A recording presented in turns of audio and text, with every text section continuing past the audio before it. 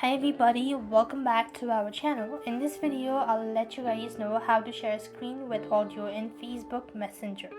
In order to share screen with audio in Facebook Messenger, you simply have to watch this video right till the end. First thing first, open up your Messenger application.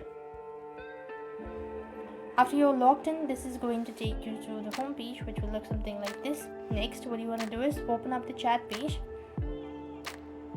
And what you need to do is click on the video call icon. So as the person receives the call, you could see at the bottom of the page, this icon is going to help you to share. You want to click that out. And once you actually go and click on this arrow icon, you'll then be able to share the screen with an audio. So that's how it's.